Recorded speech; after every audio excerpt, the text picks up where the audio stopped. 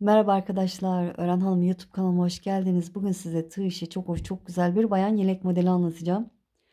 Hem çok güzel hem çok çabuk ilerliyor. Oturursanız 4 günde yapabileceğiniz bir model.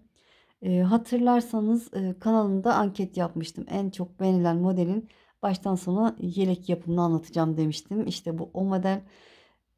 Kesinlikle tavsiye ederim. Çok hoş, çok güzel olacak diye düşünüyorum. 38-40 beden için öreceğim arkadaşlar. 38-40 beden için 2,5 yumak. 2 yumaktan biraz fazla gidiyor.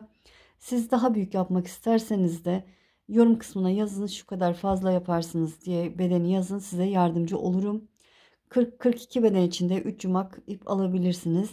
İp olarak da kartopu Angora natural ip kullanacağım. Angora Gold'un muadili arkadaşlar. Çok benzeri bir ip. Tavsiye ederim örmek isteyenler için, almak isteyenler için. Şöyle açık pudra renginde hoş bir rengi var. Evet, tığ olarak da 2 numara 1,75 milimetrelik tığla öreceğim. Siz elinize yatkın tığla örebilirsiniz. Ben model bittikten sonra size santim olarak da vereceğim arkadaşlar. Dilerseniz videonun sonunu izleyin. Santim olarak iyice bakın. Ee, Ona göre başlarsınız, kıyafetinize ölçer o şekilde başlarsınız diye düşünüyorum. Çünkü eliniz sıkı olabilir, geniş olabilir. O da önemli. Evet, iplerimi kenara alayım. Evet, hadi bakalım başlayalım. Bismillahirrahmanirrahim.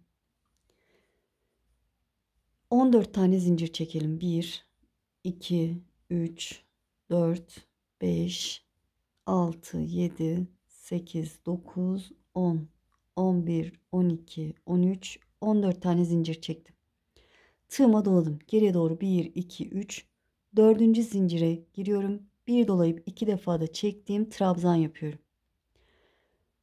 Bu alt kısmını, alt band kısmını yatık trabzanlar yapacağız.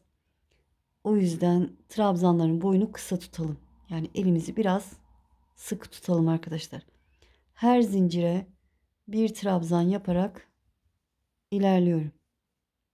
Dediğim gibi trabzanların boyunu birazcık kısa tutalım. Çok da sıkı yapmayalım yine de. Baştaki zincirle birlikte 10 tane trabzan olacak.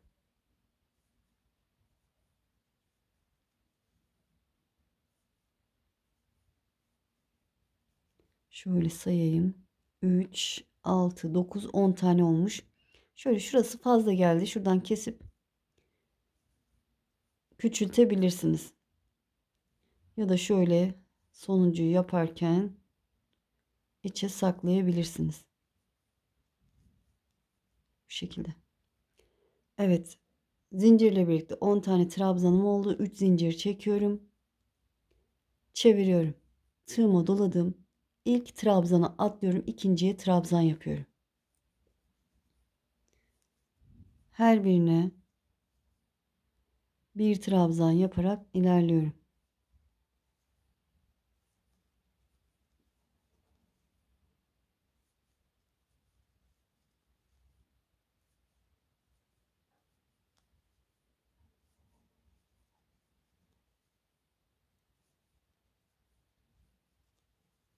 Evet, son zincirimin tepesine de trabzan yapmayı unutmuyorum.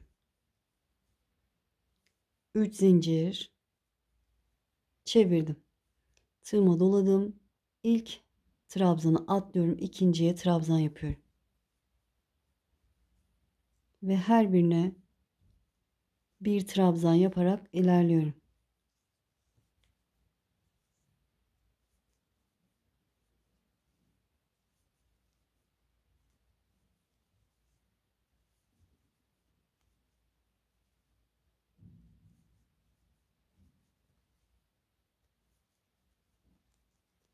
Evet, üçüncü sıranın sonuna geldik. Son olarak zincirin tepesine de trabzan yapmayı unutmuyorum.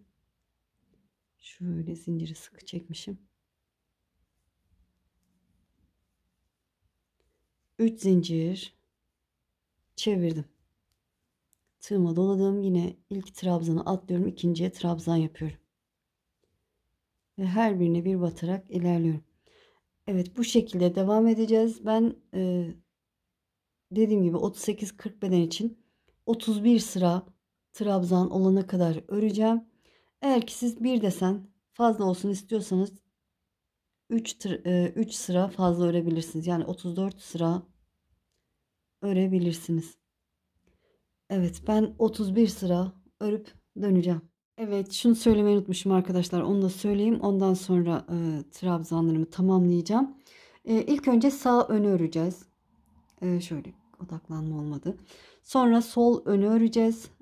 En sonunda arkayı örüp arkanın son sık iğne sırasında birleştirme yapacağız. Onu da söyleyeyim. Çünkü önemli bir bilgi. Evet, tamamlayıp döneceğiz. 31 sıra trabzan olacak şekilde ördüm. Şimdi şöyle bu şekilde tutup başlayacağız. Evet, en son ben bir zincir çekmişim. Trabzandan sonra 2, 3, 4 zincir çektim. Bu kenar bantını yaparken trabzanların boyunu mutlaka uzun tutun. Yoksa kasar. Evet, 4 zincirden sonra tığıma doladım. Şöyle trabzanın içine batacak şekilde bir dolayıp iki defa da çektim trabzan. Tığıma doladım. Trabzanı battığım yere trabzan yapıyorum. Dediğim gibi boyunu uzun tutuyorum. Şöyle şu şekilde. Tığıma doladım. Burada zincirim var. Ortasına içine denk gelecek şekilde trabzan doladım. Buraya bak. Trabzanın tepesine diyelim ya da denk gelecek şekilde trabzan. Trabzanın içine trabzan. 9 tane trabzan yapacağım kenar bant olarak.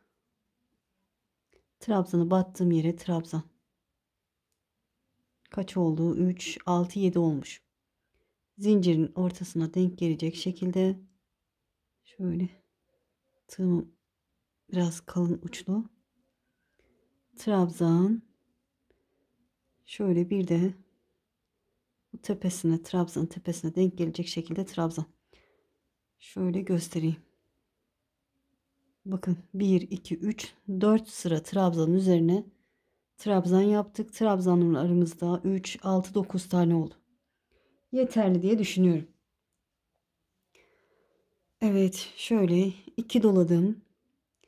Bir trabzan sırası atlıyorum. İkinci trabzan sırasını atlıyorum. Üçüncüye böyle iki trabzan sırasını, iki trabzanı araya alacak şekilde boşluğa 2 dolayıp ilk önce 2, sonra 2, sonra 2 çektiğim trabzan. Bu trabzanların boyunu da çok uzun tutmayalım. Bir zincir, 2 doladım. Aynı yere bakın. Üçüncü trabzan sırası, 2 trabzan arasına boşluğa girip 2 dolayıp 3 defa da çektiğim trabzan. Bir zincir, 2 doladım. Aynı yere 2, 2, 2 çektiğim trabzan. Bir zincir, 2 doladım. Aynı yuvaya yine 3 defa da çektiğim trabzan. 5'e tamamlıyoruz. Evet, 5 tane trabzan yaptıktan sonra hiç zincir çekmeden 2 doladım. Yine 1, bakın trabzan sıralarını sayıyorum. 1, 2, 3. trabzan sırası, 2 trabzan arasındaki boşluğa girip şöyle dediğim gibi boyunu biraz kısa tutalım. Bir trabzan yaptım. Bir zincir, 2 doladım. Aynı yuvaya bir trabzan daha yapıyorum. Bir zincir, aynı yuvaya 3. trabzanımı yapıyorum. Bir zincir, aynı yuvaya bir trabzan daha. Bir zincir, 2 doladım. 5. trabzanımı yapıyorum. 5 trabzan yaptıktan sonra hiç zincir çekmeden 2 doladım. 1, 2, 3. sıraya yine 2 trabzan, yatık trabzan arasındaki boşluğa girerek 5 tane trabzan. Aralarda bir zincir çekiyorum. Evet, 2 sıradan oluşuyor modelimiz. İlk sırası bu. İkinci sırada da sık iğne yapacağız. 3 oldu. 4, bir zincir, aynı yuvaya 5. yapıyorum. Diğerine geçişte hiç zincir çekmiyoruz. 2 doluyoruz. 1 2 üçüncü trabzan sırasında 2 trabzan arasına girerek 5 tane trabzan, bir zincir, bir trabzan. Evet, desenimizde 2 doluyoruz, 3 defa da çekiyoruz.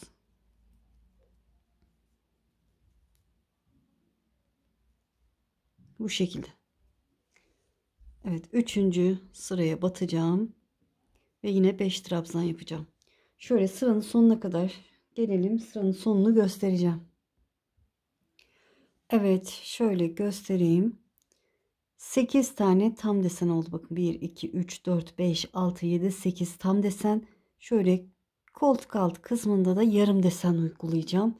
Kenar bant yapmayacağım. Böyle iki desen birleşmiş gibi dursun diye. Evet. Şöyle bakın. 3 trabzan sıram kaldı. 2 doladım. Şöyle 1 2 üçüncüye yani sonuncuya giriyorum. 3 tane yapacağım.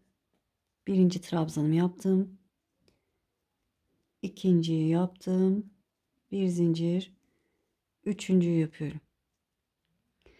Bir zincir çekiyorum. Yine 2 doladım. Şöyle uç kısma da batarak, bu da kenar trabzanımız olsun. Şöyle.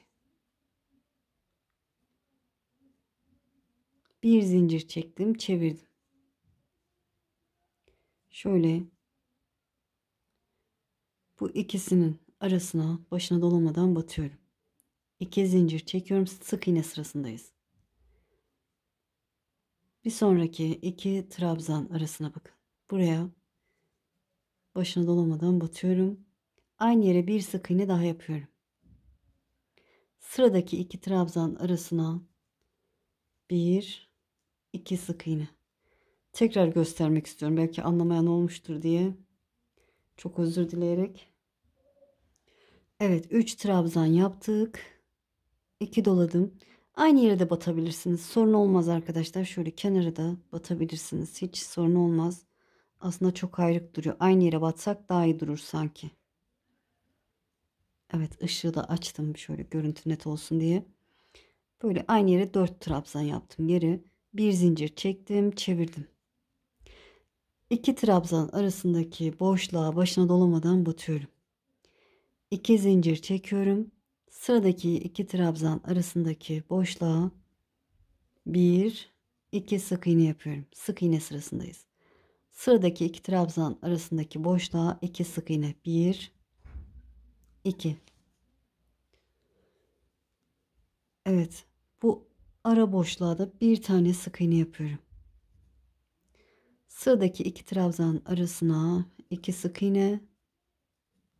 Sıradakine 2 sık iğne. Bu tam ortada, gördüğünüz gibi tam ortada bir trabzanım var. Onun öncesinde 2 sık iğne yaptıktan sonra 2 zincir çekiyorum. Ve sıradaki 2 trabzan arasına 2 sık iğne yapıyorum. Burada 2 zincir çekmemizin sebebi, bir sonraki sırada buraya desen yapacağız. Burada yaptığımız işlemin aynısı olacak. Sıradaki 2 trabzan arasına 2 sık iğne. Bu ara boşluğa da 1 sık iğne yapıyorum. Sıradaki 2 trabzan arasına 2 sık iğne. 1 2. Şöyle kaldırayım elimi. Sıradaki yuvaya 2 sık iğne. 1 2. Bakın tam ortadaki, yani 3. trabzanın öncesinde 2 sık iğneden sonra 2 zincir. Diğer yuvaya 2 sık iğne. 1 2. Sıradakine 1 2 sık iğne. Geçişte 2 trabzanın arasında zincir çekmemiştim. Buraya da 1 sık iğne yapıyorum. 2 trabzan arasına 2 sık iğne. 1 2. Sıradakine 2 sık iğne. Tam ortadaki trabzanın öncesindeyim. 2 zincir. Diğer yuvaya geçiyorum. 2 sık iğne. Sıradakine 2 sık iğne. Ara boşluğa 1 sık iğne. Sıradaki 2 trabzan arasına 2. Sıradakine 2. Tam ortadaki trabzanımı görünce 2 zincir çekiyorum ve yine sıradaki yuvama 2 sık iğne. Sıradakine 2 sık iğne. Ara boşluğa 1 sık iğne yapıyoruz. Eminim anladınız. Şöyle göstereyim. Bu şekilde devam ediyor. Sıranın sonuna şöyle şuraya kadar gelelim. Evet, sıranın sonuna yaklaştım. Son desenimin üzerindeyim. Son 2 trabzanım kaldı. Arasına 2 sık iğne yapıyorum. Bu geçiş yuvasına da sık iğne yapıyorum. Burada trabzanların her birine 1 sık iğne yapıyorum. Şöyle 1, 2, 3, 4, 5, 6, 7, 8 ve son zincirime de 9. sık iğnemi yapıyorum. Evet. Bir deseni tamamlamış olduk. 4 zincir çekiyorum. 1, 2, 3, 4. Çevirdim. Bir sıra trabzan, bir sıra sık iğne yapıyoruz. Burada da 2 defa dolayıp 3 defa da çekiyoruz. O yüzden orantılı olması için dediğim gibi trabzanların, bu yan bant trabzanların boyunu uzun tutalım. Bir dolayıp 3 defa da çekebilirsiniz. İlk sık iğneyi atlıyorum, ikinciye trabzan yapıyorum. Boyunu uzun tutuyorum dediğim gibi. Sıradakine trabzan, sıradaki sık iğneme trabzan. Zincirle birlikte 9 tane trabzan olacak.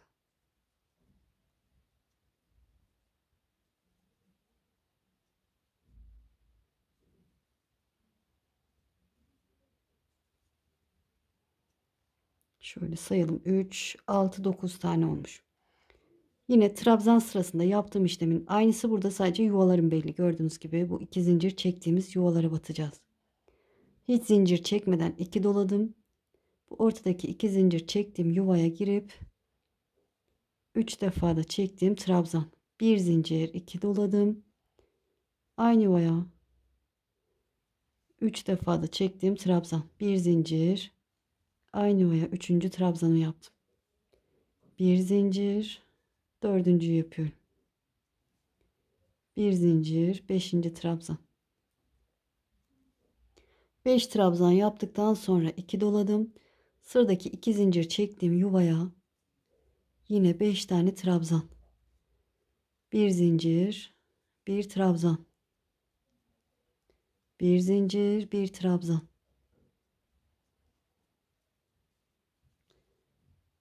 Evet. Desenimizin ilk sırası bu şekilde. İkinci sırada da sık iğne yapacağız yine. 5 trabzanı tamamladım. 2 doladım. Sıradaki 2 zincir çektim. Yuvayı buluyorum. Ve yine buraya da 5 trabzan yapıyorum. 1 zincir, 1 trabzan şeklinde.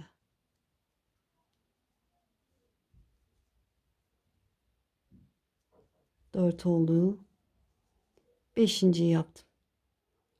Beşinciyi yaptıktan sonra hiç zincir çekmeden 2 dolayıp yine 2 sık zincir çektiğimiz yuvaya 5 trabzan yapacağız. Şöyle sıranın sonuna, şöyle şuraya kadar gelelim. Buradan sonrasını beraber yapalım. Evet, sıranın sonuna yaklaştım. Son desenimin üzerine ördüm. Şöyle yarım desenim kaldı. 2 doladım. Burada yine 2 zincir çektiğim yuvaya 3 tane trabzan yapıyorum. 1 zincir, ikinciyi yapıyorum. 1 zincir, üçüncüyü yaptım. 1 zincir, 2 doladım. Şöyle buradaki sonuncunun tepesine sık iğnenin üzerine, bakın buraya bir trabzan daha yapıyorum. Bunu kenar trabzan olarak kabul ediyorum. 1 zincir çevirdim. Hemen ilk 2 trabzan arasındaki boşluğa 1 sık iğne, 2 zincir, sıradaki 2 trabzan arasına 2 sık iğne, 1, 2, sıradakine 2 sık iğne. Bu ara boşluğa 1 sık iğne, 2 trabzan arasına 2 sık iğne. Sıradaki 2 trabzan arasına 2 sık iğne. Bakın ortadaki trabzanın öncesindeyim. 2 zincir çekiyorum. Diğer yuvaya 2 sık iğne. 2 zincir çekmeyi unutmayın tam ortada. Sıradaki yuvaya 2 sık iğne. Ara boşluğa 1. Sıradakine 2. Sıradakine 2 sık iğne. Ortadaki trabzanın öncesindeyim. 2 zincir çekiyorum. Diğer yuvaya 2 sık iğne. Evet, artık deseni öğrendiniz sanırım. Bu şekilde devam edelim. Böyle üst sıraları, geçişleri biraz daha göstermek istiyorum. Sık iğne yaparak buraya kadar gelelim. Evet, sıranın sonuna yaklaştım. Son desenimin üzerindeyim. Son yuvama 2 sık iğne yaptıktan sonra bu ara boşluğa 1 sık iğne yapıyorum. Ve karşımda trabzanlarım var. Her birine 1 sık iğne yapıyorum.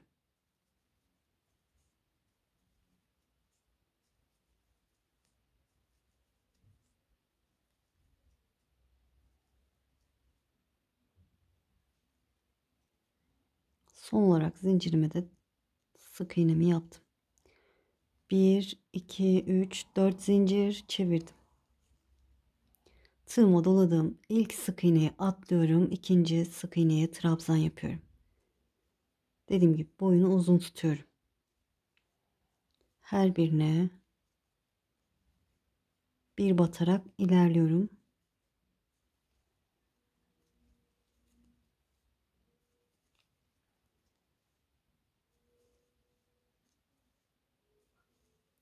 Evet, 9'uncuyu yaptım sanırım. Yine de sayayım. 3, 6, 9 tane oldu.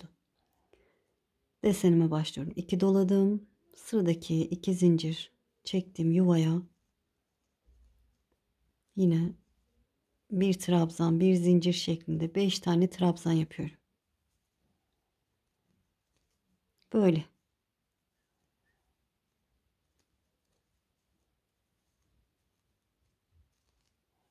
Beşinci yaptım. Sıradaki yuvaya geçeceğim. Böyle bilirsiniz. Şöyle sıranın sonuna gelelim. Bir üst sıraya geçişi tekrar göstermek istiyorum.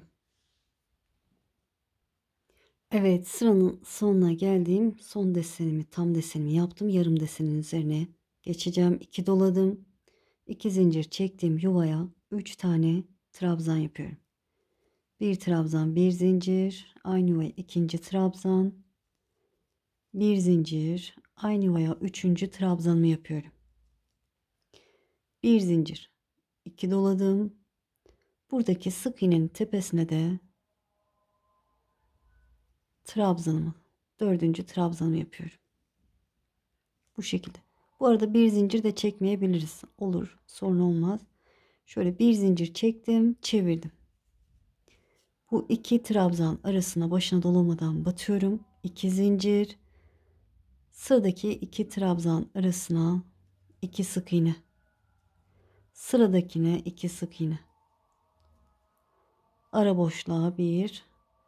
Sıradakine 2 sık iğne. Dediğim gibi artık bilirsiniz üst geçişleri de. 2 zincir, ortadaki trabzanın öncesindeyim. 2 zincirle karşıya geçiyorum. 2 sık iğne yapıyorum. Evet, modelimizin ön yüzünü burası yapacağız arkadaşlar. Şöyle trabzanlarımızın düz olduğu kısmı, onu da söyleyeyim. Sık iğneler ters duruyor ama sorun olmaz. Trabzanlarımız düz. Hem burada ön yüzü. O yüzden arkadaşlar ön yüzü burası yapacağız. Siz yok ben sık iğnenin ön yüzü olduğu sırayı yapmak istiyorum derseniz hiç fark etmez. Ters bir şekilde, yani diğer türlü de olur. Öbür türlü, yani bunu sol olarak kullanırsınız. Sol ön olarak kullanabilirsiniz. Evet, böyle devam edelim. Ne kadar yapacağız? Ben ne kadar ördüm? Evet, koltuk altına gelene kadar öreceğiz. Önce koltuk kesimini göstereceğim. Sonra yaka oyuntusuna başlayacağız. Ben 28, yanlış hatırlamıyorsam 28 sıra öreceğim arkadaşlar. 28 desen sırası öreceğim. Sonra koltuk kesimi, sonra yaka oyuntusuna başlayacağız. Santim olarak da size vereceğim ya da siz bir kıyafetinize göre de ölçebilirsiniz. Evet, tamamlayıp bu şekilde devam edip sonrasını göstereceğim. Evet, gördüğünüz gibi tamamladım. Desen olarak sayarsak 28 desen sırası olana kadar ördüm. Santim olarak da soran olursa şöyle 41 santim olmuş. Şöyle göstereyim, 41 santim olmuş. Siz de kendi üzerinize ölçebilirsiniz. Kıyafetinizi ölçebilirsiniz. Ona göre ayarlarsınız. Şöyle alayım. Evet, ilk önce koltuk kesimini, sonra yaka oyuntusunu yapacağız.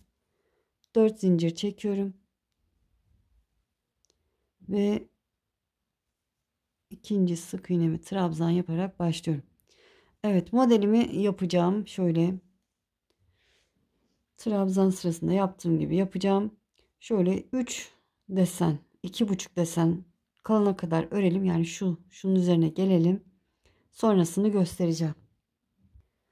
Evet, gördüğünüz gibi sıranın sonunda 2,5 desenin üzerine örmedim. Şöyle sayarsak bakın 1, 2, 3, 4, 5, 6 desen örmüşüm.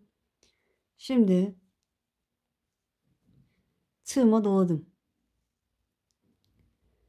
Bu ara boşluğa battığım sık iğnenin üzerine batmıyorum. Bir sonraki sık iğnenin üzerine trabzan yapıyorum. Şöyle yine trabzanların boyunu uzun tutalım. Tığıma doladım. Sıradaki sık iğneye trabzan yapıyorum. Sıradakine trabzan. Tığıma doladım. Bu sık iğne atlıyorum. Bu 2 zincir çektiğim yuvaya trabzan. Tığıma doladım. Sıradaki sık iğneye trabzan. Sıradakine trabzan. Sıradakine trabzan yapıyorum. Evet, sıradaki sık iğneme trabzan.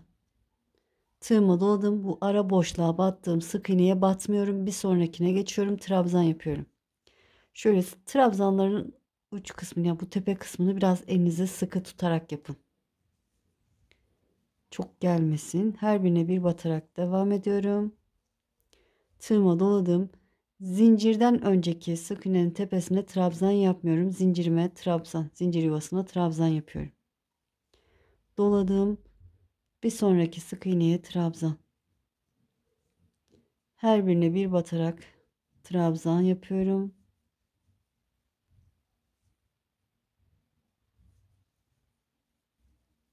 Tığıma doladım. Bu ara boşluğa battığım sık iğnenin üzerine batmıyorum. Bir sonrakine geçiyorum. Trabzan yapıyorum. Ve yine her birine bir batarak ilerliyorum. Evet, zincirden önceki sık iğneye trabzan yapmıyorum.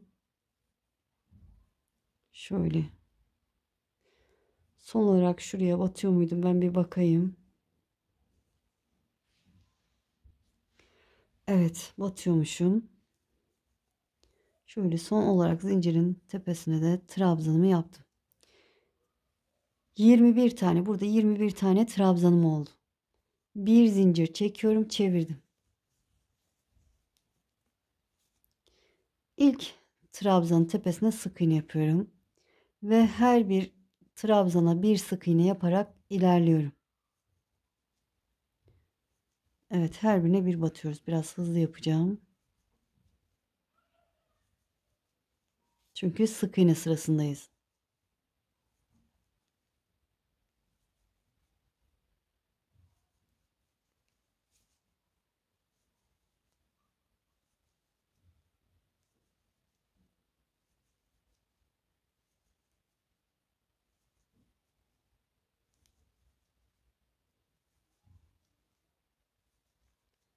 Evet, her birine bir batarak ilerledim.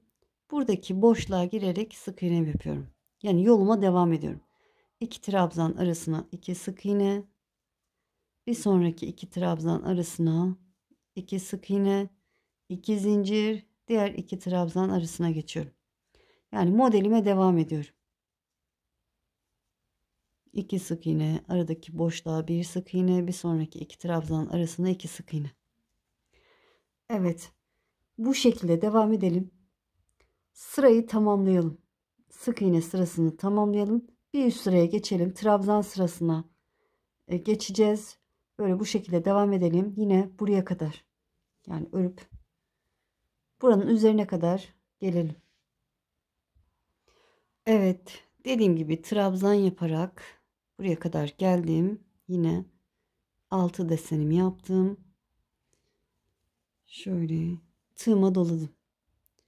Buradaki trabzanın üzerindeki sık iğnenin üzerine trabzan yapıyorum. Sıradakine trabzan, sıradakine trabzan. Her sık iğneye bir trabzan yaparak sıramızı tamamlayalım. Trabzanları örerek sırayı tamamladım. Şöyle bir zincir çektim, çevirdim. Sık iğne sırasındayız. İlk trabzanı üzerine sık iğne yapıyorum ve her birine bir sık iğne yaparak devam ediyorum.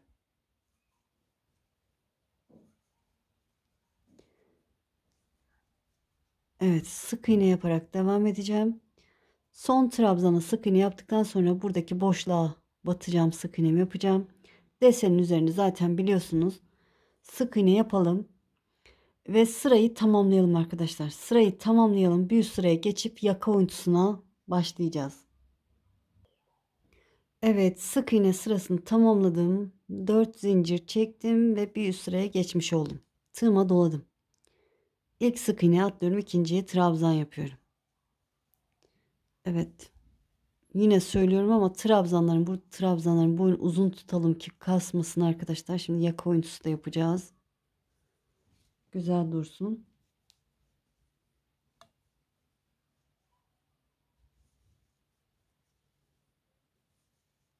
Kenar bant trabzanlarımı yapıyorum. Evet, 9'uncuyu yaptım. 2 doladım. Hemen yuvama bir trabzan, bir zincir, ikinci trabzanı yapıyorum. Bir zincir, 2 doladım, üçüncü trabzanı yapıyorum. Evet, burada yarım desen yapmış oluyoruz. 3 tane trabzan yaptık. Sadece tığıma 2 doladım. Bir sonraki yuvaya geçiyorum. Ve buraya 5 tane yapıyorum. Bildiğim gibi yoluma devam ediyorum.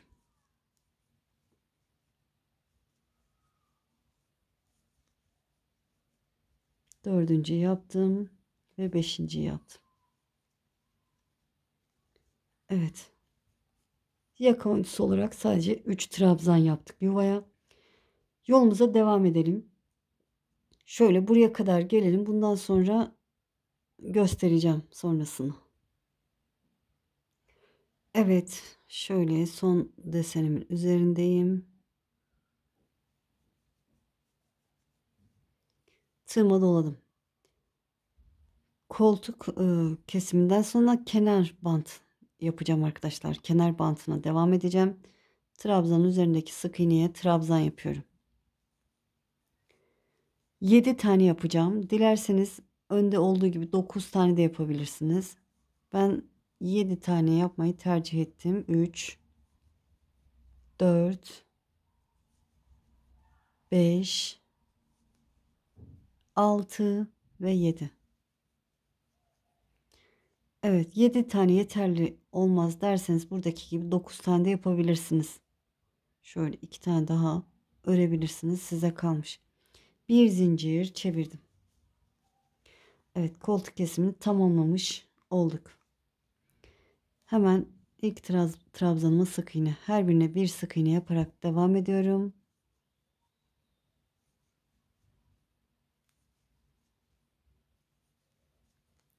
Boşluğa sık iğne, 2 trabzan arasına 2 sık iğne. Evet, yolumuza devam edelim. Burayı bilirsiniz ama yine göstereceğim. Buraya kadar gelelim. Evet, dediğim yere kadar geldim. Şöyle ipim de tellendi. Buradaki boşluğa bir sık iğne, 2 trabzan arasına 2 sık iğne, sıradakine 2 sık iğne, boşluğa bir sık iğne ve yoluma devam ediyorum. sık iğne yaparak. Evet. Sırayı tamamlayalım sık iğne yaparak, sonra trabzan sırasında kenar bantını yapalım. Yine eksiltmeyi göstereceğim. Evet, bir üst sıraya geçtim. Trabzanlarımı yaptım. Tığıma 2 doladım. Burada 3 trabzanım var. Gördüğünüz gibi batacak yerim yok. O yüzden bir sonraki desenin üzerine trabzan yapıyorum. Burada da yarım desen eksiltmiş olduk. Bir zincir, bir trabzan. Bir zincir, bir trabzan. Böyle bazı takipçilerin pot oluyor diyor burası. Böyle hafif pot olmasında bence hiçbir sakınca yok. Çünkü göğüs kısmına denk geliyor. Ben sorun etmiyorum arkadaşlar. Şöyle sadece trabzanların boyunu çok biraz uzun tutmaya çalışın. Daha güzel durur. Evet. 5 trabzan yaptıktan sonra sıradaki yuvaya yine 5 tane trabzanım yapıyorum. Evet. Trabzan sırasını tamamlayalım. Buradan bir üst sıraya geçelim. Sık iğne sırasında bilirsiniz. Sık iğne sırasında tamamlayalım. Bir üst sırada yine eksiltmeyi göstereceğim. Evet, sık iğne sırasını tamamladım. Trabzandan sonra sık iğne sırasını tamamladım. Yine trabzan sırasına geçtim. Yaka oyuntusunu sadece trabzan sırasında yapıyoruz. Fark ettiyseniz. Şöyle 2 doladım. Burada yaptığımız gibi arkadaşlar yapacağız. 3 trabzan yapacağız üzerine. Evet, sıradaki yuvaya bir trabzan, bir zincir, bir trabzan, bir zincir. Aynı yuvaya bir trabzan daha yapıyorum. 3 oldu. 2 doladım. Bir sonraki yuvaya batarak yoluma devam ediyorum. Evet, yaka oyuntumuzu yaptık. Trabzan yaparak sıramızı tamamlayalım. Sonra bir üst sıraya geçelim.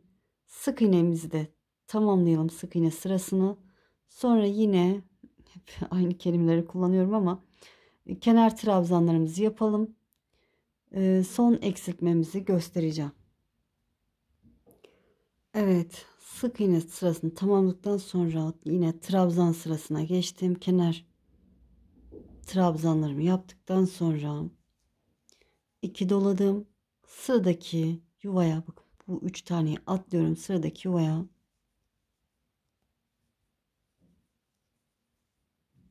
5 trabzan yapıyorum. 2 desen eksiltme yaptık arkadaşlar. Dilerseniz 3 desen de eksiltme yapabilirsiniz. Benim için 2 desen yeterli. Evet, 5 tane trabzanımı yaptım. 2 doladım. Sıradaki yuvaya geçiyorum. Evet, şöyle göstereyim bakın. Arada 4 desenimiz oldu. Daha büyük yapanlar 3 desende eksiltme yapabilirler. Evet, yolumuza devam edeceğiz. Artık yaka oyuntusu yapmayacağız. Ortada 4 desen olacak şekilde kenar bantlarını da yapmayı unutmuyoruz. Bu şekilde devam edeceğiz. Kaç sıra öreceğiz? Ben 11 sıra. Bu eksiltmeden sonra 3, 6, 9, 10, 11 sıra öreceğim arkadaşlar. Birinci sırayı gidiyoruz şimdi. Benimle aynı yapanlar 11 sıra örelim. Sonrasını göstereceğim. Evet, gördüğünüz gibi tamamladım. Yaka kısmında son eksiltmeden sonra 11 sıra ördüm. Şöyle şuradan sayarsak da şöyle nereden sayalım bakın. Son koltuk kesiminden sonraki sıraları sayarsak da 3, 6, 9, 12, 13, 14 olmuş. O şekilde bir de santim olarak vereyim. Şöyle 21 santim diyelim arkadaşlar. Gördüğünüz gibi 21 santim olana kadar örmüşüm. Yeterli diye düşünüyorum. Siz yine de kıyafetinize ya da üzerinize ölçebilirsiniz. En son bir zincir çektim. İpimi kesiyorum. Evet, sağ önü tamamlamış olduk arkadaşlar. Ön yüzü burası. Sağ önü tamamlamış olduk. Şimdi sol öne başlayacağız. Evet, aynı şekilde başlayacağız. 14 tane zincir çekelim.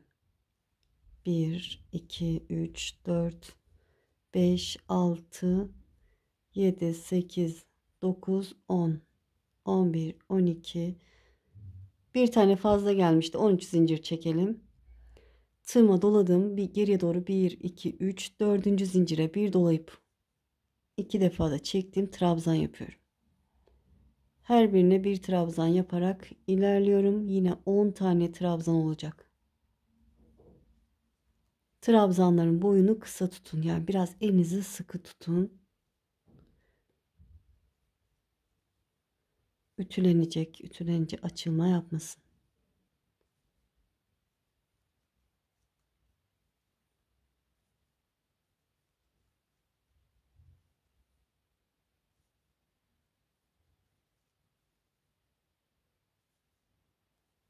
Evet, ben bir sayayım kaç oldu, saymadım. Şöyle zincirle birlikte 3 6 9 10 tane olmuş. 3 zincir çekiyorum. Çeviriyorum. Bir sıraya geçtim. İlk trabzan değil, ikinciye batıyorum. Ve her birine bir trabzan yaparak devam ediyorum. Diğerini yaptığımız gibi.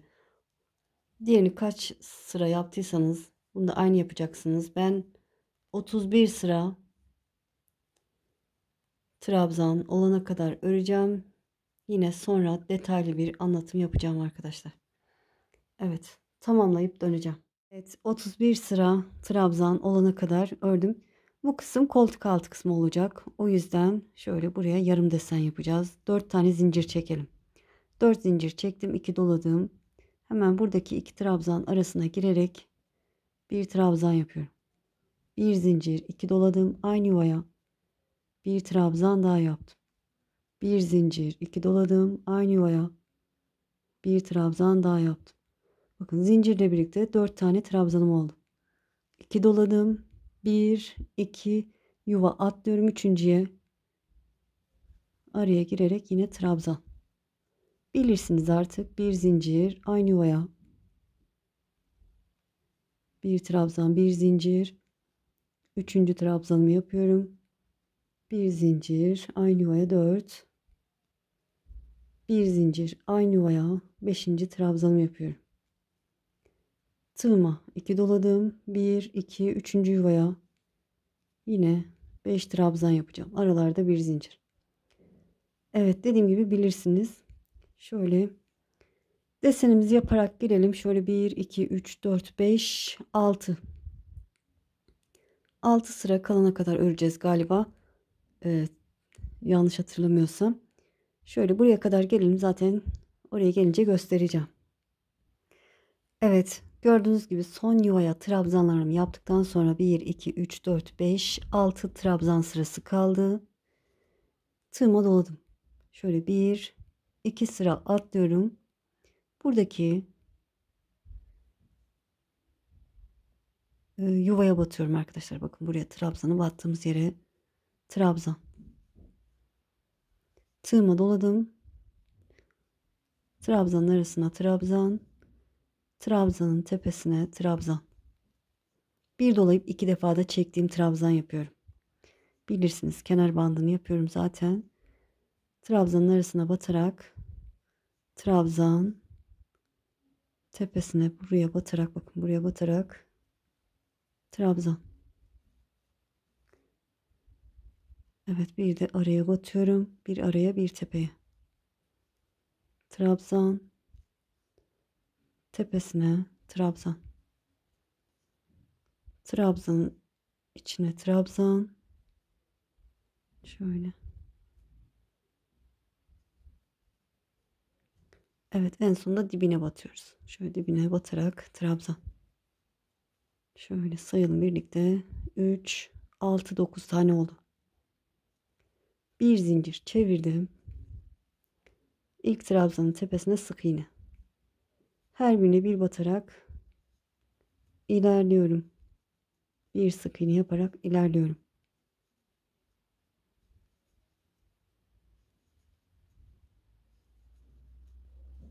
Evet, buradaki boşluğa girerek bir sık iğne, sıradaki 2 trabzan arasına 2 sık iğne, sıradakine 2 sık iğne.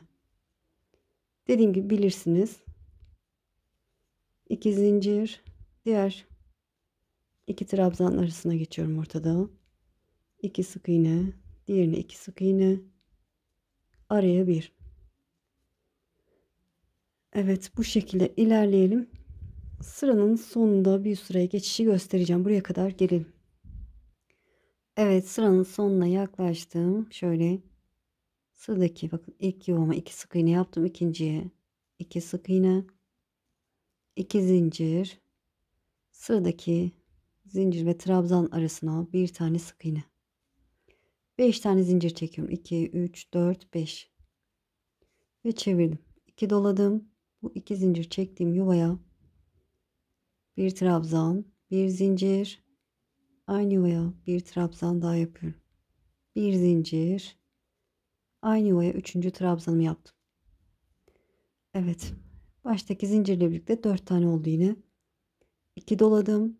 Sıradaki 2 zincir çektiğimiz yuvaya yine 5 tane trabzan. Evet, bir üst sıraya geçiş bu şekilde olacak arkadaşlar. Böyle yaparsınız. Böyle devam ediyor. Koltuk altına gelene kadar örelim. Sonrasını göstereceğim. Evet, gördüğünüz gibi yeterli boyuta geldi. Şimdi koltuk eksiltmesini yapacağız. En son sık iğne sırasını yaptım ve bir zincir çektim. Burada 2 zincir çektiğim yere başına dolamadan batıyorum. 4 zincir çekiyorum. 1, 2, 3, 4. Tığıma doladım. Hemen sıradaki sık iğneyi bir dolayıp 2 defa da çektiğim trabzan yapıyorum. Trabzanların boyunu uzun tutalım.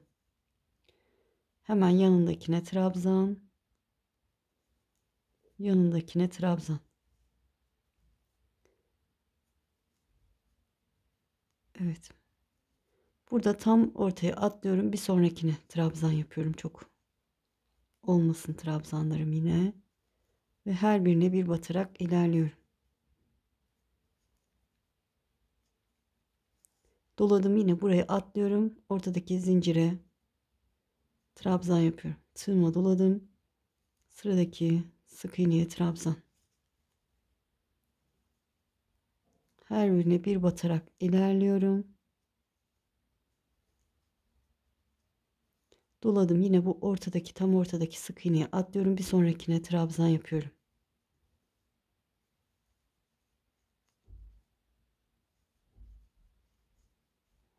Evet, bunu atladım. Ortadaki zincir yuvasına batarak trabzan. Evet, trabzanlarımı yaptım. Şimdi buraya kadar geleceğiz. Şöyle sıradakine trabzan.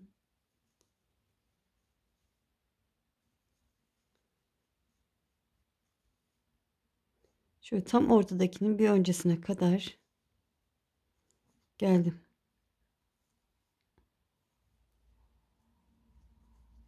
Evet, şimdi tamamdır. 2,5 desenin üzerine trabzan yaptık. Yolumuza devam edeceğiz. Tığıma 2 doladım. Hemen bu tepedeki 2 zincir yuvasına bir trabzan, bir zincir, 2 dolayıp 3 defa da çektiğim trabzan, 5 tane yapıyorum. Bilirsiniz, yolumuza devam ediyoruz arkadaşlar. Yaka oyuntusuna hemen başlamayacağız. Bu sırayı tamamlayalım. Sonra bir üst sıraya geçelim. Sık iğne yaparak buraya kadar gelelim. Evet, bir üst sıraya geçtim. Sık iğne yaparak buraya kadar geldim. Burada trabzanlarımın üzerinde sık iğne yapıyorum. Her birine bir batarak ilerliyorum.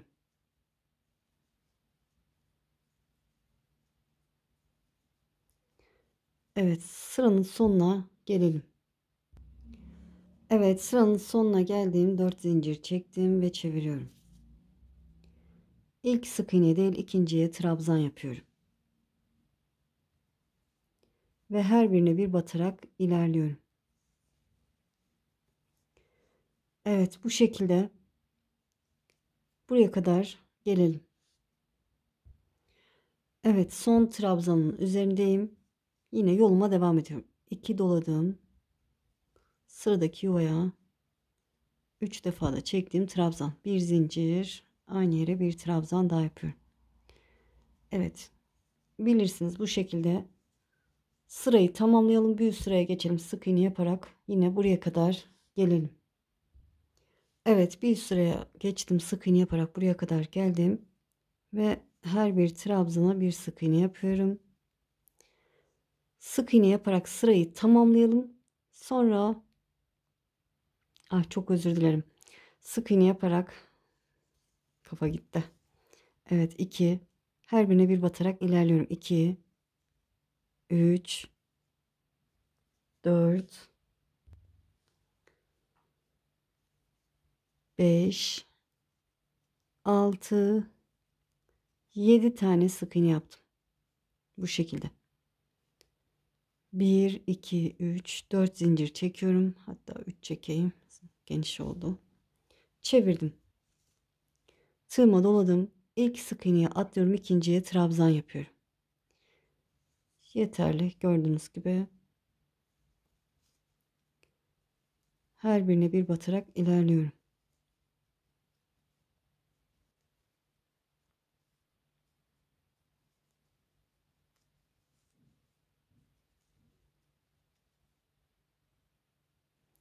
İki doladım. Yuvama trabzan yapıyorum. Evet, şöyle. 7 tane trabzanımı yaptım. 3, 6, 7 zincirle birlikte. Şöyle. Evet, buraya kadar gelelim arkadaşlar. Buraya kadar gelelim. Burada eksiltmeye başlayacağız. Evet, gördüğünüz gibi son bir desen yaka oyuntusu için son bir desen kalana kadar ördüm. 2 doladım. Buradaki yuvaya sadece 3 trabzan yapacağız. Birinciyi yaptım. Bir zincir. İkinciyi yapıyorum. Bir zincir. Üçüncüyü yaptım. Tığıma doladım. 3 tane trabzandan sonra kenar trabzanına geçiyorum. Bakın buraya. Trabzanların boyunu uzun yapalım. Bir dolayıp 2 defa da çektiğim trabzanlarımı yapıyorum. Evet, trabzan yaparak sırayı tamamlayalım. Sık iğne yaparak buraya kadar gelelim. Göstereceğim. Evet, bir üst sıraya geçtim. Sık iğne yaparak buraya kadar geldim. Buradaki iki trabzan arasına 2 sık iğne, sıradakine 2 sık iğne, araya bir ve yoluma devam ediyorum. Evet, bu şekilde devam edelim. Sık iğne yaparak burada artık bilirsiniz arkadaşlar. Sık iğne yaparak buraya kadar geleceğiz. 3 ya da 4 zincirle bir üst sıraya geçip trabzanlarımızı yapıp sonra desenimize trabzanımızı yapmaya başlayacağız. Bilirsiniz dediğim gibi. Yine burayı tamamladıktan sonra bu sık iğne sırasını tamamladıktan sonra trabzan sırasında buraya kadar gelelim.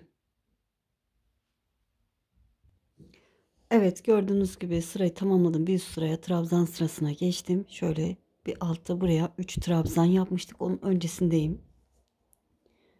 Tığıma 2 doladığım, pardon, bir doluyorum.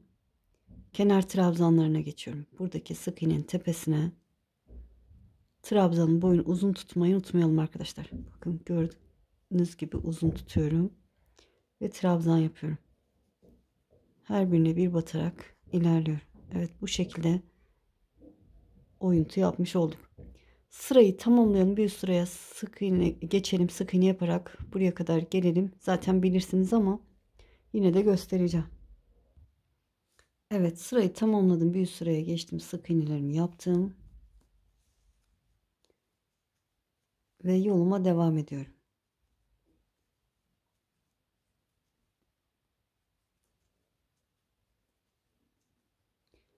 Evet.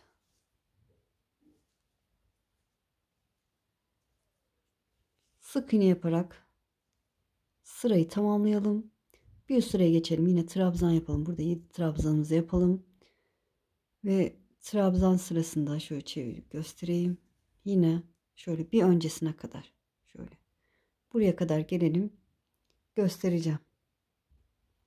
Evet, dediğim yere kadar geldim. Trabzan yaparak şöyle 2 doladım. Yine buradaki 2 zincir yuvasına sadece 3 tane trabzan yapıyorum. Bir zincir, ikinciyi yaptım. Bir zincir, üçüncüyü yapıyorum.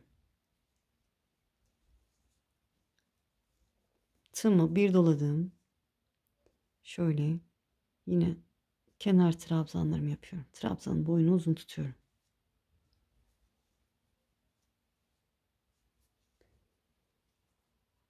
Evet. Trabzan yaparak sırayı tamamlayalım. Bir üst sıraya geçip sık iğne yaparak buraya kadar gelelim. Evet, sık iğne yaparak trabzanlarımın üzerine geldim ve sonuncudayım. Burada araya batmıyorum. 2 trabzan arasına sık iğne. Sıradaki 2 trabzan arasına 2 sık iğne. Buradaki boşluğa 1, sıradaki 2 trabzan arasına sık iğne. Evet. Bu şekilde devam edelim. Sırayı tamamlayalım. Bir üst sıraya geçelim. Trabzan sırasında yine bir önceki desene. Buraya kadar gelelim. Evet, gördüğünüz gibi bir altta en son 3 trabzan yapmıştık. Onun bir öncesindeki yuvadayım. 5 trabzanımı yaptım. 2 pardon, yine bir doladım. Kenar trabzanıma geçiyorum.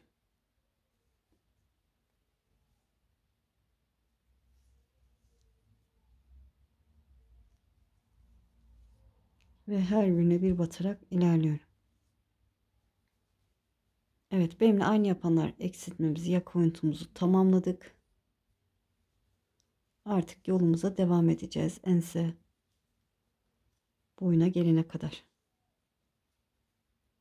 Devam edenler bir tane desen daha eksiltme yapacaklar. Evet, bir zincir çevirdim. Böyle arada 4 desenim kaldı. Bu şekilde. Şöyle göstereyim. Devam edeceğim. Dediğim gibi omuz hizasına, ense boyutuna gelene kadar örelim. Sonrasını göstereceğim. Evet, gördüğünüz gibi tamamladım. Koltuk kesiminden sonra 14 desen yaptım. Şöyle sonundayım. Sık iğne sırasını yaptıktan sonra bir zincir çektim, ipimi kestim. Evet, ikinci parçamızda tamamlamış olduk. Şimdi üçüncü parça, yani arkaya başlayacağız. Arkayı da aynı şekilde başlayalım.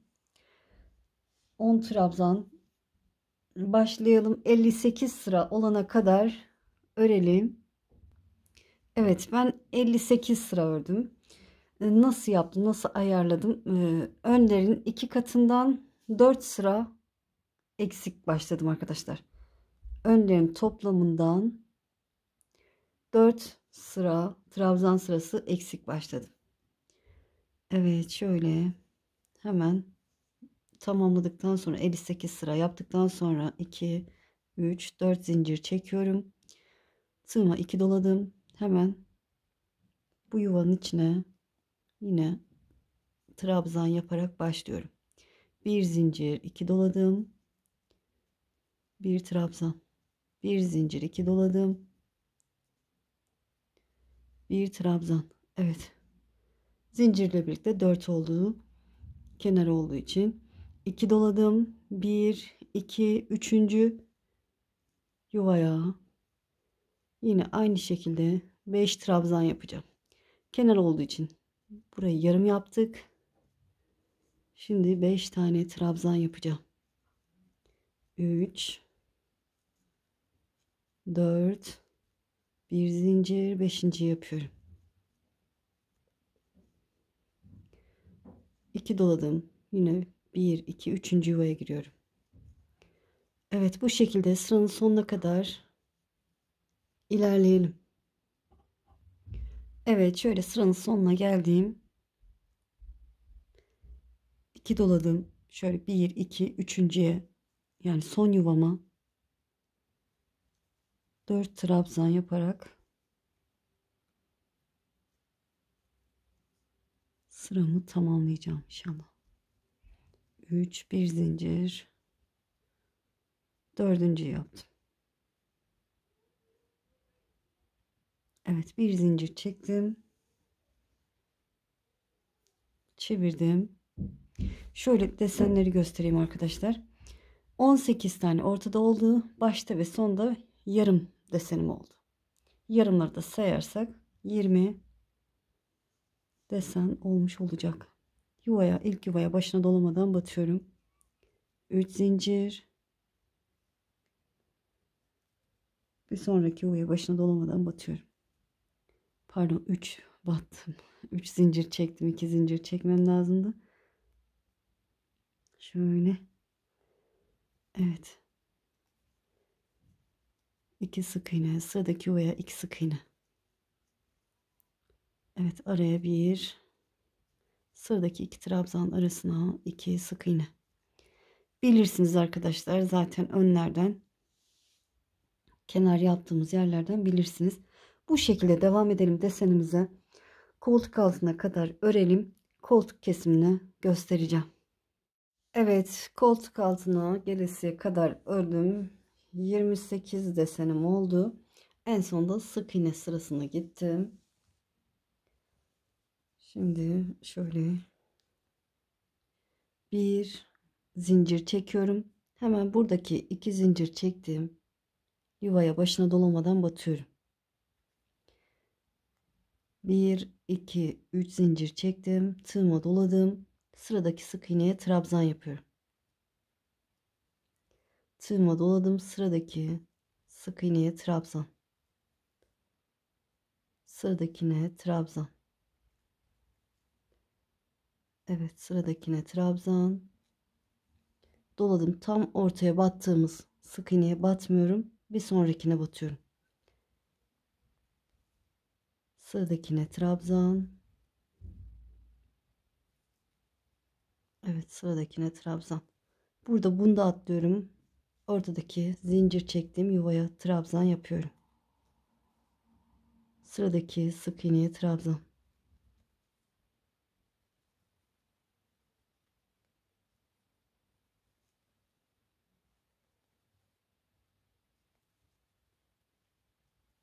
Evet, her birine bir batarak geldim. Yine ortadakine batmıyorum. Bir sonrakine sık iğne yapıyorum. Ve her birine bir batarak ilerliyorum.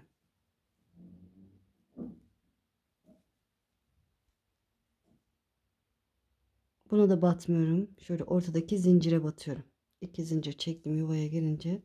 Bir öncekine batmıyorum.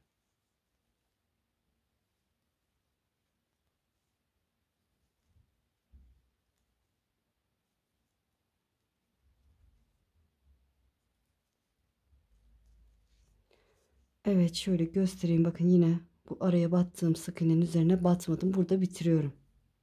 Şöyle 2,5 desenin üzerine trabzan olarak ördük. Modelime devam ediyorum. 2 doladım. Sıradaki 2 zincir çektim yuvaya yine 5 tane trabzan yapacağım. Bir zincir, 2 doladım. İkinci trabzanımı yapıyorum. Bilirsiniz, bu şekilde devam edelim. Şöyle diğer tarafta, diğer koltuk altı için şöyle en son bunun tepesine batalım. Sonrasını göstereceğim. Evet, dediğim yere kadar geldim. Bakın, şöyle 2,5 desenim var. Öncesinde en son bu tepeye batmışım. 5 trabzan yaptıktan sonra tığıma doladım. Bu aradaki sık iğneyi atlıyorum. Bir sonrakine trabzan yapıyorum. Sıradakine trabzan. Evet, şöyle sıradakine trabzan. Buradaki sık iğneyi atlıyorum. Ortadaki zincire batarak trabzan. Ve sıradakine trabzan.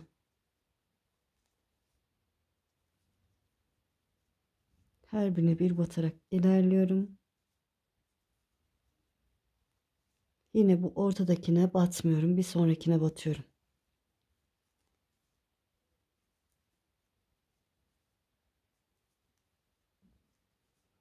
Evet, şöyle zincirden önceki trabzana batmıyorum. Zincir yuvasına bir trabzan.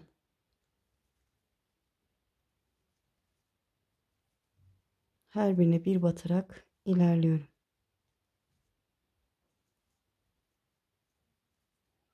Yine aradaki sık iğneye batmıyorum. Bir sonrakine batıyorum.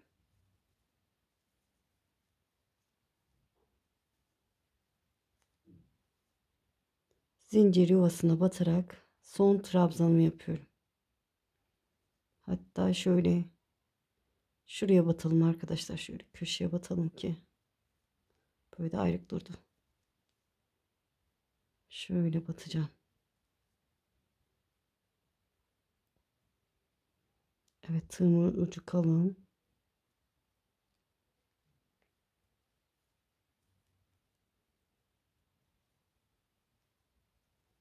Şöyle çok trabzan olmasın diye bu şekilde yaptım. Bir zincir çektim, çevirdim. Sık iğne yapıyorum. Trabzanların üzerine sık iğne yapıyoruz. Artık bilirsiniz zaten. Her birine bir sık iğne yapalım. Şöyle desenlerin üzerine de zaten biliyorsunuz bu şekilde tamamen sık iğne yaparak sırayı tamamlayalım. Bir üst sıra daha göstereceğim. Evet, sık iğne sırasını tamamladım. Şöyle 4 zincir çektim, çevirdim. Bu sırayı da bilirsiniz ama yine göstermek istiyorum. Şöyle tığıma doladım. İlk sık iğne değil, ikinciye trabzan yapıyorum. Ve her bir sık iğneye bir trabzan yaparak ilerliyorum.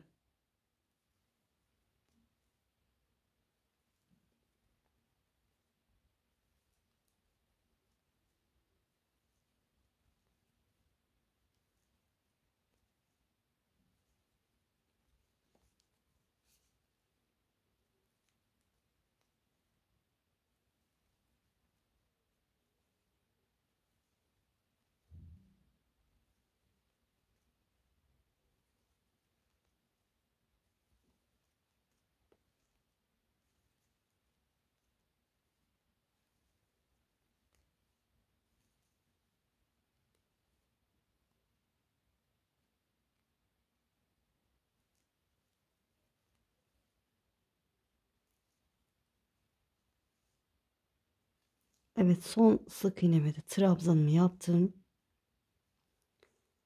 Bu şekilde tığıma 2 doladım. Yoluma devam ediyorum. Desenimin üzerine yine desen yapıyorum. Bir zincir, 2 dolayıp 3 defa da çektiğim trabzan. Evet, bu şekilde desen yaparak devam edelim. Buraya gelince yine şu aradaki sık iğnenin üzerine trabzan yapmıyoruz. Trabzanın üzerine yaptığımız sık iğnenin üzerine trabzan yapacağız. Ve trabzan yaparak sırayı tamamlayalım. Sonrasını göstereceğim. Evet, gördüğünüz gibi trabzan sırasında tamamladım. Buradaki trabzanlarını da yaptım. Şöyle çevirdim. Sık iğne sırasındayız. Biliyorsunuz her birine bir sık iğne yaparak devam edelim.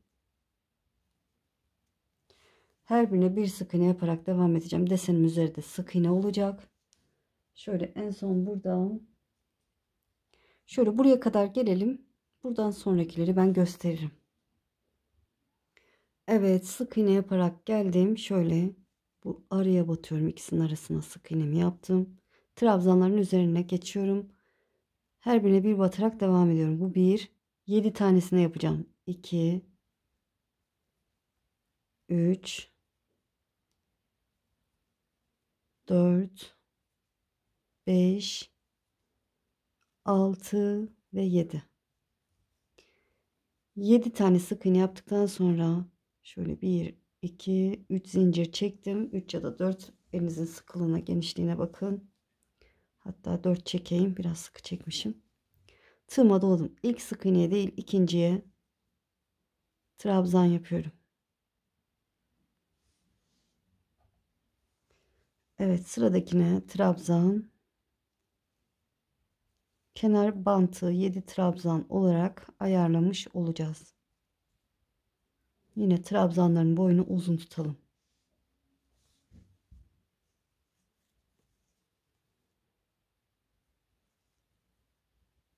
Şöyle sayalım. 3, 6, 7 tane oldu. 2 doladım. Desenime yine 5 tane trabzan, bir zincir, bir trabzan. Evet, bu şekilde devam edelim. Şöyle buraya kadar gelelim. Burada da 7 trabzan yapıp bir üst sıraya geçeceğiz. Evet, son desenimi yaptım. Şöyle tığıma doladım. Aradaki sık iğnenin üzerine batmıyorum. Bir sonraki trabzan üzerine battım. Sık iğnenin üzerine trabzan yapıyorum. Yan yana 7 tane trabzan yapıyoruz. 2, 3,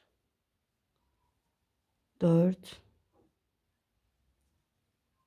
5, 6 ve 7. 4 zincir çevirdim. Pardon. Özür dilerim. Bir zincir çekip sık iğne sırasındayız. Bir zincir çektim, çevirdim. Sık iğne sırasında olduğum için her birine bir sık iğne yaparak ilerliyorum.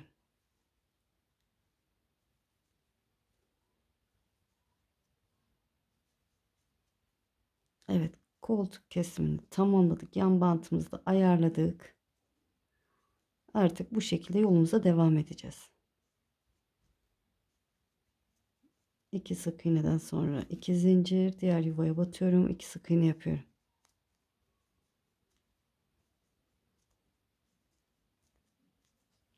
Dediğim gibi artık bilirsiniz. Evet, böyle omuz hizasına kadar örelim, tamamlayalım. Yani arka parçamızı da tamamlayalım. Sonra birleştirmeyi göstereceğim.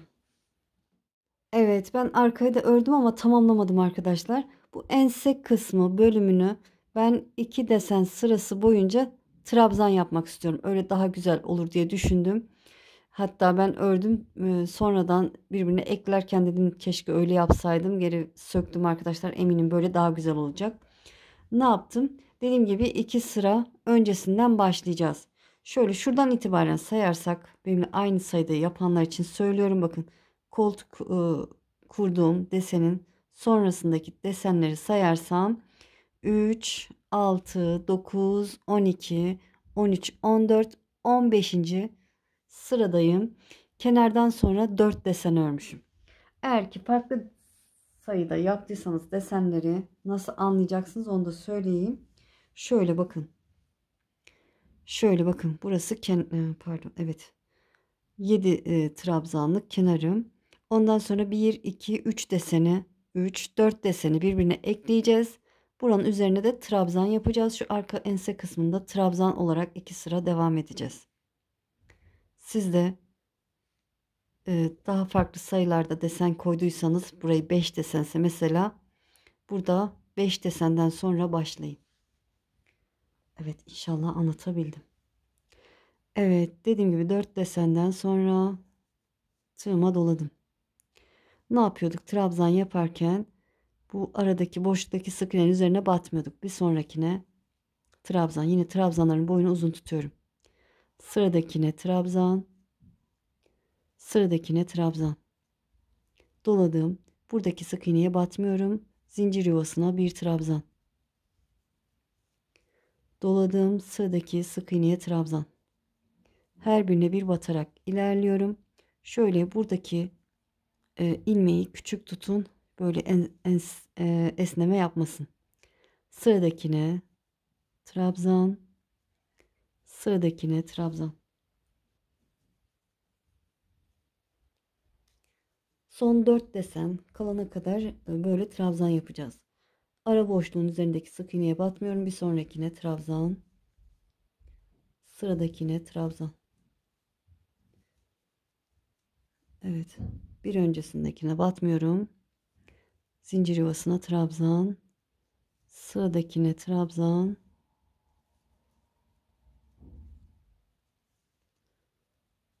Evet, batmayacağım yeri söylüyorum arkadaşlar. Her birine bir batarak ilerliyorum. Ara boşluğun üzerindeki sık iğneye batmıyorum. Bir sonrakine trabzan. Her birine batarsam çok olur. Sıradakine trabzan. Sıradakine trabzan. Zincirin öncesindeki sık iğneye batmıyorum. Bir sonrakine trabzan. Sıradakine trabzan. Sıradakine trabzan. Evet, bir iki trabzan daha yaptım. Ara boşluğun üzerindeki sık iğneye batmıyorum. Bir sonrakine trabzan. Evet, bu şekilde ilerleyelim. Şöyle ne kadar kaldı? Benimle aynı yapanlar 4 desen öncesine kadar. Buraya kadar gelelim. Evet, gördüğünüz gibi ortada 1, 2, 3, 4, 5, 6 desenin üzerini trabzan yaptık. Şimdi diğer omuz hizasına geldik. Buranın üzerine desen yapıyorum. 2 doladım. Sıradaki yuvaya 5 trabzan. Bir zincir, bir trabzan şeklinde. Evet, bilirsiniz arkadaşlar. Sıramızı tamamlayalım. Trabzan sıramızı tamamlayalım. Bir üst sırada da sık iğne yapacağız. Sık iğne sırasını biliyorsunuz. Bu trabzanların üzerine de sık iğne yaparsınız. Ee, Yine sırayı tamamlayalım arkadaşlar. Zaten ördükten sonra göstereceğim. Evet, sık iğne sırasını tamamladım. Gördüğünüz gibi. Şimdi çeviriyorum. Trabzan sırasındayız. Trabzan sırasında bir alt sırada ne yaptıysak aynı işlemi yapacağız. Trabzanların üzerine trabzan, desenlerin üzeri desen olacak. Bu sırayı tamamlayalım. Sık iğne sırasında ekleyeceğiz. İki parçayı önlerle arkayı birleştireceğiz. Evet, sırayı tamamlayalım.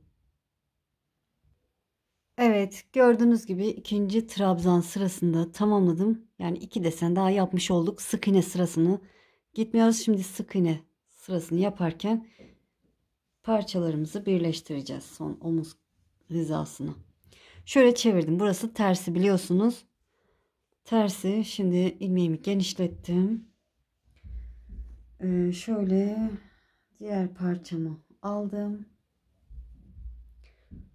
Sol öne aldım arkadaşlar. Sol ön aldım. Şöyle buraya yerleştiriyorum. Şöyle seriyorum. Düz kısmı bana bakacak şekilde yerleştirdim. Bunun da ters kısmı bana bakacak şekilde yerleştirdim. Şöyle böyle daha güzel olacak. Emin olun. Şöyle sık iğnesinin sırasını yaparken karşıya ekleyeceğiz. Evet, bir zincir çekiyorum. İlk trabzanın tepesine bir sık iğne yaptım. İlmeğimi genişlettim. Karşıdaki parçamı aldım. Bakın koltuk kısmı. Dediğim gibi buna dikkat edin. Düz kısmı yukarıya bakacak. Bunun da düz kısmı aşağıya bakacak şekilde örüyoruz zaten. Şöyle karşıdaki ilk sık iğnenin tepesine tığımı batırdım. İlmeğimi buradan geçiriyorum. Ve bir sonraki trabzanın tepesine sık iğne yapıyorum. İlmeğimi genişlettim. Karşıda sıradaki sık iğnenin tepesine batıyorum. İlmeğimi oradan geçiriyorum. Sıradaki trabzanın tepesine sık iğne yapıyorum. Evet. Sık iğne ile karşıya birleştirebiliriz ama öyle güzel olmaz. Bu şekilde daha güzel oluyor. İlmeğimi genişlettim. Sıradaki sık iğneye batıyorum. Karşıdaki ilmeği oradan geçirdim ve trabzanın üzerine bir sık iğne yapıyorum. İlmeğimi genişlettim. Karşıya tığım batırdım. İlmeği oradan geçirdim. Sıradaki trabzana sık iğne yapıyorum. Görüntü böyle oluyor. Gayet güzel duruyor. İlmeği genişlettim. Karşıdaki sık iğnenin tepesine battım. İlmeği oradan geçirdim. Trabzanımın tepesine sık iğne. Evet, anladınız. Anlatmama gerek yok sanırım. Karşıya batıyoruz. İlmeği geçirdik. Ve trabzanımızın tepesine sık iğne. Karşıdaki son sık iğneme batıyorum. İlmeği buradan geçirdim. Ve buradaki boşluğa geçiş yuvasına bir sık iğne. Evet, bir sonraki bakın karşımdaki iki trabzan arasına iki sık iğne yapıyorum. Burayı eklemeyeceğim. Bir sonraki iki trabzan arasına bir sık iğne yapıyorum. İlmeğimi genişlettim. Karşıda denk gelen şöyle ilk değil ikinci iki trabzan arasındaki sık iğneyi buluyorum. Tığım batırdım. İlmeğimi buradan geçirdim. Ve aynı yuvaya bir sık iğne daha yapıyorum. Bir zincir ilmeğimi genişlettim. 2 zincir çektiğim yuvaya karşıya batıyorum. İlmeği buradan geçirdim. Ve bir sonraki yuvaya bir sık iğne. İlmeğimi genişlettim.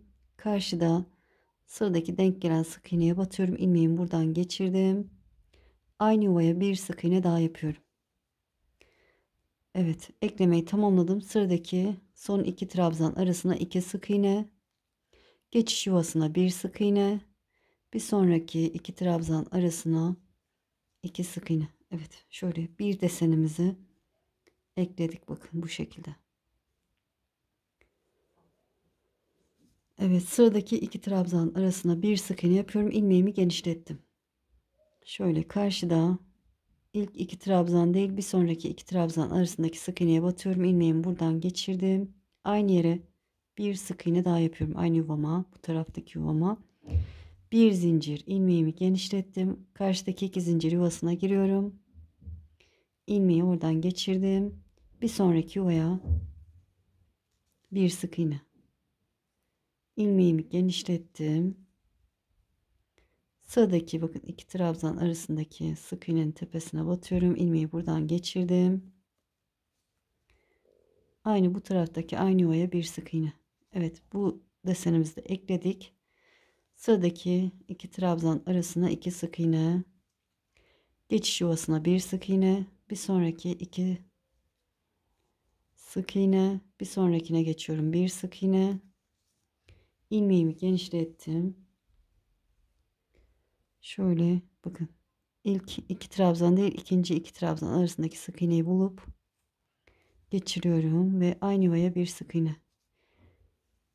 Bir zincir ilmeğimi genişlettim. 2 zincir yuvasına ekliyorum ve bir sonraki yuvaya bir sık iğne genişlettim. Yine karşıya ekliyorum. Evet, aynı yuvaya batıyorum ve bir sonraki yuvaya geçiyorum. 2 sık iğne, ara boşluğa bir sık iğne, sıradaki iki trabzan arasına 2 sık iğne, bir sonraki yuvaya bir sık iğne, ilmeğimi genişlettim. Şöyle. Evet. İkinci iki trabzan arasındaki sık iğneyi buluyorum. Oradan ilmeğimi geçirdim. Aynı yuvaya bir sık iğne daha yaptım. Bir zincir ilmeğimi genişlettim. 2 zincir yuvasına ekliyorum. Bir sonraki yuvaya bir sık iğne ilmeğimi genişlettim. Sıradaki bakın. Şöyle bir tane, hatta gördüğünüz gibi bir sık iğne atlıyorum. İkinciye batıyorum. Diğerinde ve aynı yuvaya bir sık iğne. Sıradaki yuvaya 2 sık iğne, geçiş yuvasına bir sık iğne. Trabzanlara geldik. İlk trabzanın tepesine bir sık iğne yaptım. İlmeğimi genişlettim. Karşıda 9 tane trabzanım var. 9 trabzan üzerinde 9 tane sık iğne. İlk sık iğneme batıyorum. Buradan ilmeğimi geçirdim. Sıradakine batıyorum. Sık iğne yapıyorum. Karşıya geçiyorum. İlmeğimi oradan geçirdim. Bir sonrakine trabzan. Ay, sık iğne, pardon. Evet, eminim anladınız ama ben anlatması zor. Böyle dilim kurudu. Ağzım kurudu. Şöyle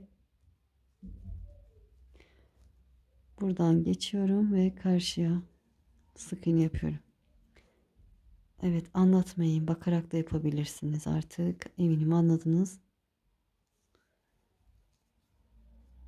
Karşıdan sadece geçiriyoruz. Oraya sık iğne yapmıyoruz. Yuvamıza sık iğne yapıyoruz. Böylece 9 tane trabzanımızı eklemiş olacağız.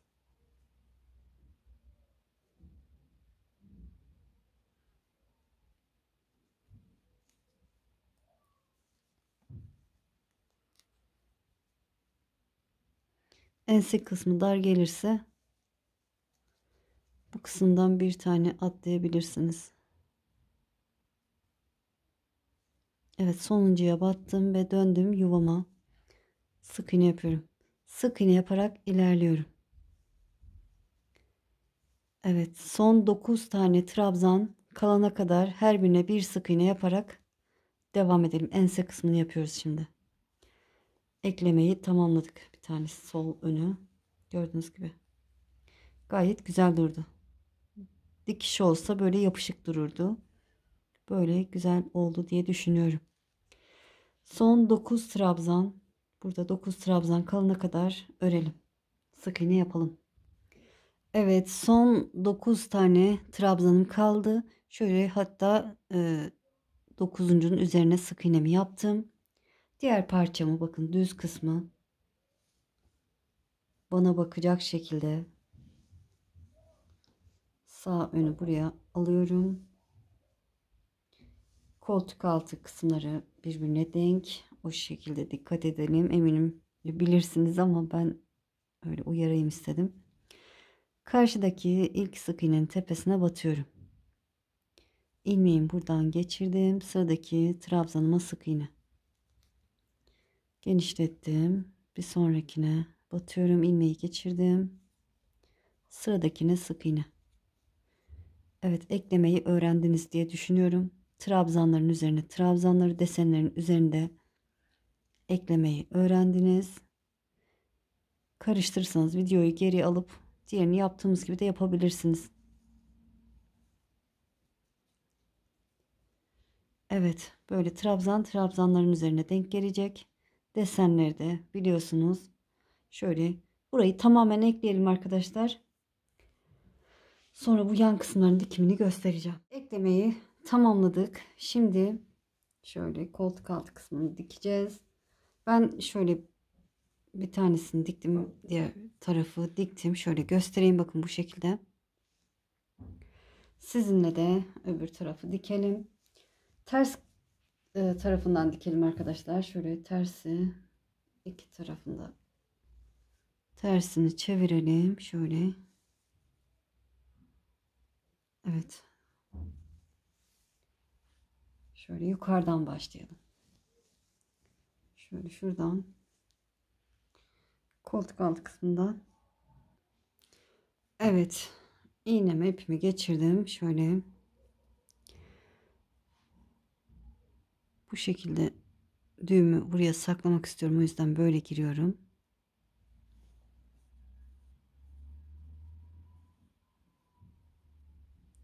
Karşıdan da köşeden çıkıyorum.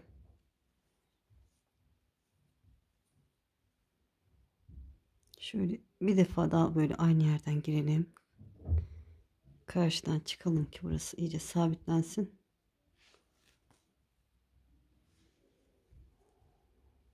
Evet, şöyle trabzanları içine alacak şekilde dikiyorum.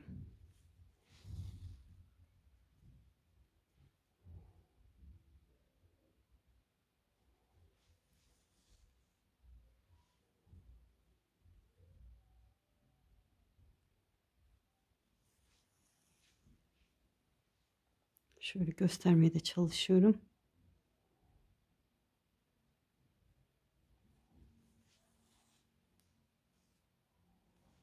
Dediğim gibi tersinden dikiyoruz.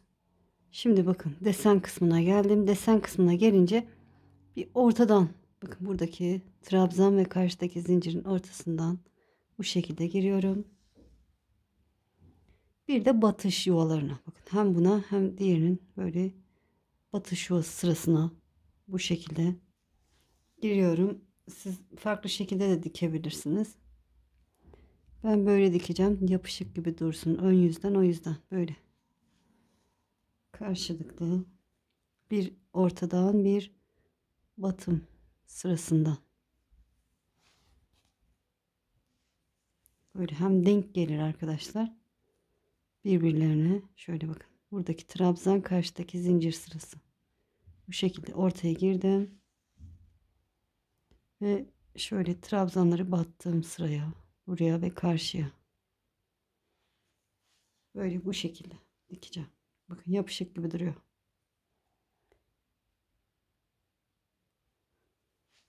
Biraz daha göstereyim. Böyle. Çok da çektirip kasmayalım. Normal şekilde dursun. Böyle hem denk gelir hem güzel durur. Böyle tamamen dikelim. Ben de tamamlayıp döneceğim. Evet, bitirdim arkadaşlar. Tamamen dikimi de bitti. Çok hoş, çok güzel oldu. Şöyle ölçü vereceğim demiştim arkadaşlar. Şöyle ölçü vereceğim ama kameranın altına sığmayacak gibi. Şöyle düzelteyim.